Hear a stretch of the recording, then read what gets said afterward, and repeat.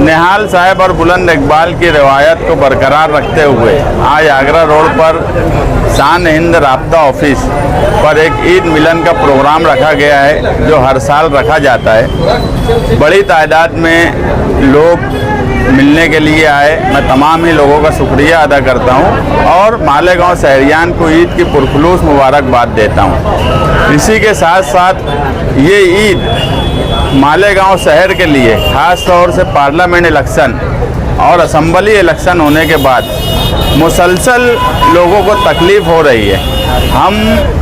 इस दुख के साथ भी ईद की मुबारकबाद दे रहे हैं कि ईद खुशियों का त्यौहार है कि इस शहर की माएँ बहनें आज जेल में हैं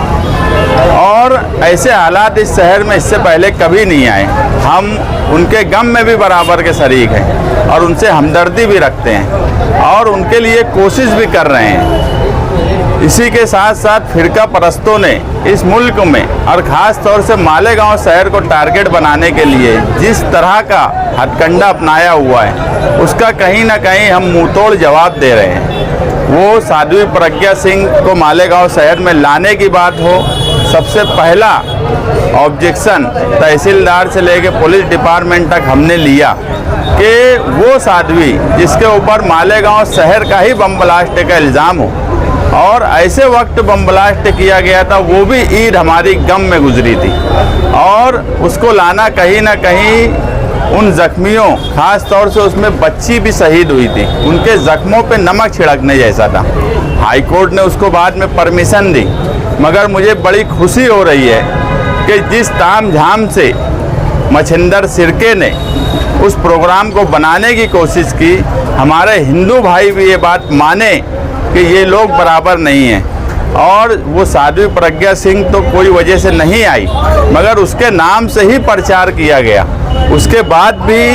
हिंदू भाइयों ने ना आकर मालेगांव शहर के मुसलमानों के साथ खड़े रहे, ऐसा मैं मानता हूँ। मैं उनका भी शुक्रगुजार हूँ कि किसी भी मजहब, किसी भी धर्म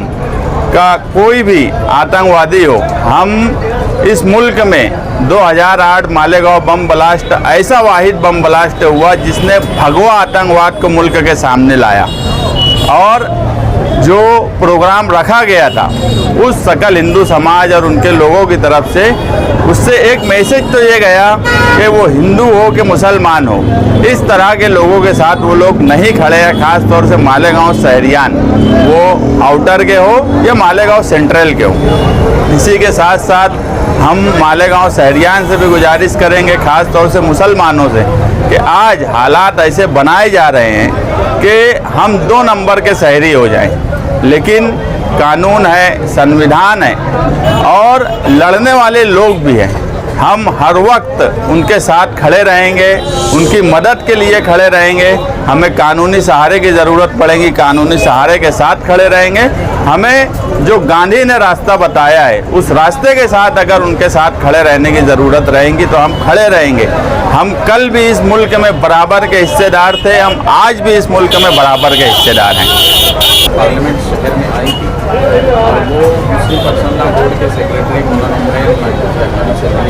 लेकिन ये बात जो है मीडिया से बहुत छुपाई गई या जानबूझकर मीडिया को टाल दिया गया। आपको क्या लग रहा है, उनकी कुछ बात हुई होंगी या फिर? देखिए,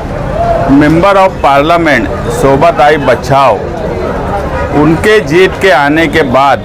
ही मालेगांव शहर टारगेट बना और ईद जैसे बड़े त्यौहार पर उनका मालेगांव शहर की आवाम के साथ मिलना जुलना नहीं, 2 लाख मालेगांव के लोगों ने वोट दिया और ईद पर किसी भी ऐसा प्रोग्राम नहीं रखा गया जहां आम लोग मिल सके। हमारे से मिलने का कोई सवाल ही नहीं है और हमको कोई चाहत भी नहीं है मिलने की, मगर जिन लोगों ने वोट दिया, जिन माँ बहनों ने धूप में खड़े रह के लाइन लगाकर वोट दिया, उनको ना ईद की मुबारकबाद दी गई, ना ही मेंबर ऑफ पार्लियामेंट ने कोई ऐसा प्रोग्राम रखा जहां आम लोग या मीडिया जाकर उनसे बात कर सकें। कल वक्फ का बिल है, आप देख रहे होंगे कि मुल्क में जितनी सेकुलर पार्टियां हैं सब कोशिश कर रही हैं कि किसी तरीके से वक्फ का बिल पास ना हो पाए और ये मेंबर ऑफ पार्लियामेंट है, इनका काम था कि आज कांग्रेस पार्टी क्या मैसेज देना चाहती है, क्या लोग मिलना चाहते हैं, किस तरीके की उनकी आगे की रणनीति है, मगर किसी तरीके का वो मालेगांव शहर की आवाम के लिए कोई ईद पर पैगाम नहीं दिए, उनसे मिलना जुलना तक पसंद नहीं किए। जो लोग आज मुसीबत में हैं, जो लोग जेल में बंद है, उनके किसी फर्द से जाकर घर पे, वो भी एक ladies Khatoon member of parliament है, 3 ख्वातीन हमारी जेल में बंद है, किसी एक खातून के घर जाकर उनको दिलासा नहीं देना, जिनकी वजह से आज हम लोग मुसीबत में हैं, ये मेंबर ऑफ पार्लियामेंट के लिए अच्छी बात नहीं है। ये लोगों से वोट ले लेना, 2 लाख वोट ले लेना और उनको मुसीबत में छोड़ देना, औरतों तक से हमदर्दी का सलूक नहीं रखना, कोशिश तो जाने दो। हमको पता है कि मेंबर ऑफ पार्लियामेंट हो या मालेगांव शहर के एमएलए हो, वो कोशिश कर भी नहीं रहे हैं और वो करना भी नहीं चाहते हैं, मगर ईद जैसे मौके पर उन्होंने हमदर्दी का एक ताल्लुक उनसे रखना चाहिए था, वो भी नहीं रखा। मैं इसकी मजम्मत करता हूँ मेंबर ऑफ पार्लियामेंट की। कल ईदगाह से जो बयान हुआ उसके बारे में आप क्या जाने तो उनके बारे में क्या बोलेंगे, भाई के जनाब रहते हर वक्त, और उनके ताल्लुक से तो देखिए एक ही बात है कि हर स्टेज को सियासी तौर पर इस्तेमाल करना ये साबित करता है कि वो सियासी तौर पर बिल्कुल नाकाम हो चुके हैं, और उनके बारे में इससे ज़्यादा मैं कुछ बोलना भी नहीं चाहता ईद के मौके पर। ऑडियो के ताल्लुक से देखो, आज फिर मैं प्रोग्राम में आ रहा था तो सुना कि कोई पार्ट 2 भी रिलीज़ हुआ है, अभी मैं वो भी नहीं सुन पाया हूँ, अब सुनूंगा। मगर इस शहर की, मैं इससे पहले भी बोला था कि ये बुराई जो है माशरे की बुराई है, और इस बुराई को ख़त्म करने के लिए ना एमएलए ने अभी तक कोई बयान दिया, और जिस तरह की वो बातें बोली जा रही है, लोग अपने घर में सुन नहीं सकते, और इस तरह से मजहबी चोला पहनकर कब तक इस तरीके की बातें की जाएंगी।